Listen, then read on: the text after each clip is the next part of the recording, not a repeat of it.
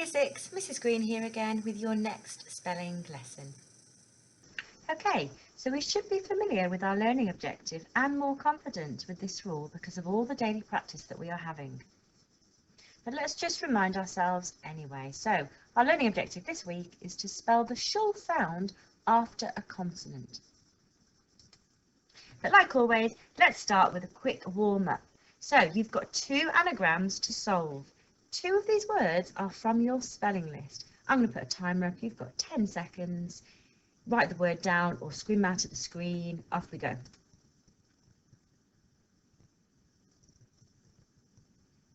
Five, 4, 3, 2, 1. Reveal. Influential and confidential.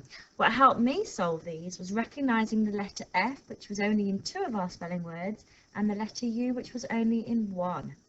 Okay, so we're now going to have a go. Okay, so the rule of thumb.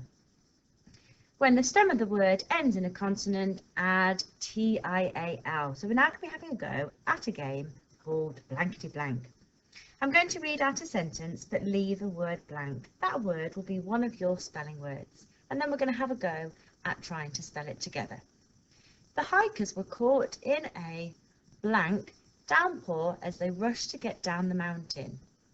I'm hoping that you guys would have said torrential, but how do we spell torrential? Well, using the rule, if the word stem ends in a consonant, and we can see it ends in a consonant here, the letter N, we add on the T-I-A-L. Let's have a go at another one. The letter that arrived today is marked strictly, and I'm sure we all would have figured that out, confidential. Again, using the rule, if the word stem ends in a consonant, we would add on the T-I-A-L word ending. Okay. We are going to be using an alternative way to practice our spellings this week. So what I'm going to do to make it a little bit more fun is we are going to roll the dice, and whatever it lands on, we are going to have a go at practicing that strategy. So here we go. Okay, and it is the number 3. So have a go at writing your spelling words this week using bubble writing. Okay, examples of using bubble writing to practice one of the spellings, Marshall, and I think you can really have some fun with this. There's loads of different styles that you could use. Okay, on to another game. So I am going to be reading out some clues because by now you should know the definitions of some of these words, but don't worry if not.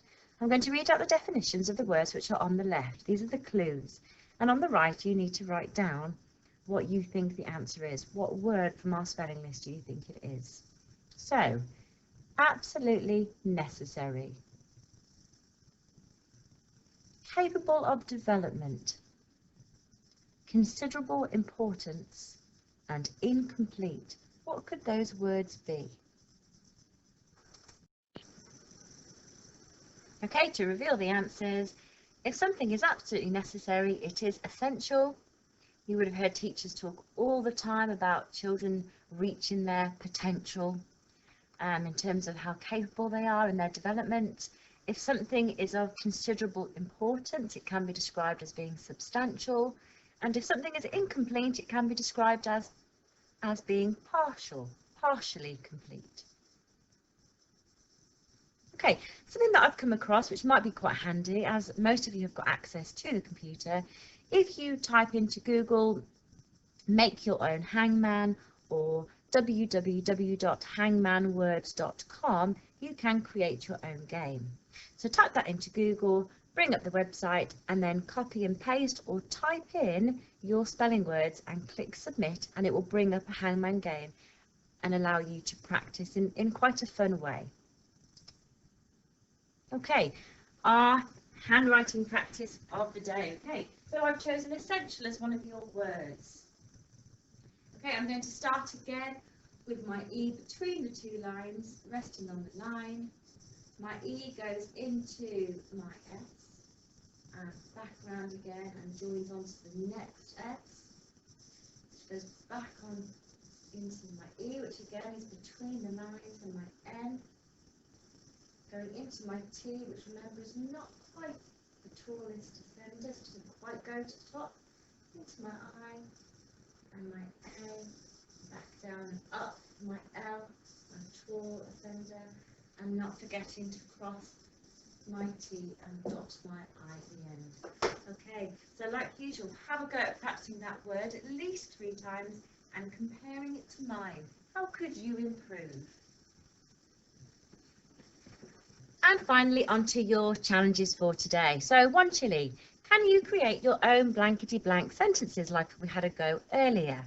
So write out some sentences with missing words with your blanks and test somebody at home. Chili 2, jumble up all of your spelling words onto a piece of paper to create your own anagrams, a bit like our starter today. Write the answers on the back so that you don't forget, leave it 10 minutes and then go back and see if you can figure out the words that you jumbled up really quickly. And again, try and test somebody at home.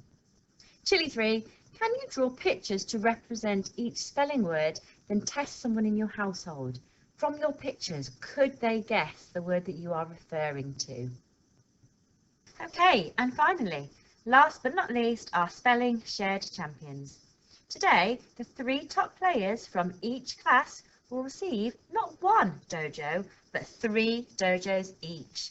Okay, so starting in 3rd place for 6G, 6P, 6R and 6M. 3rd place we have Toby, Sophie, Abby, Lexi. In 2nd place we have Bailey, Olivia, Esther, Kyra. And in 1st place, Samson, Edward, Harrison and Harvey. A massive well done to you guys and a massive well done to all those other children engaging with Spelling Shared and the daily online lessons, and to those who've also been emailing work into us. Keep up the good work, guys, and don't forget we're happy to see whatever work you send in.